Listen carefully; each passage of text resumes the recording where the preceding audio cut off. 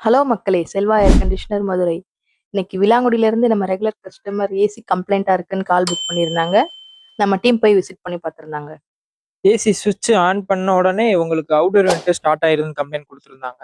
நம்ம நேரில் போய் விசிட் பண்ணி பார்த்துருந்தோம். ஏசி சுவிட்ச் ஆன் பண்ணோன்னே அவுட்டோர் யூனிட் ஓடிட்டே இருந்துச்சு. இது கூலிங் ஆயில் பூராமே ஐஸ் ஃப்ரீஸ் ஆயிரும்.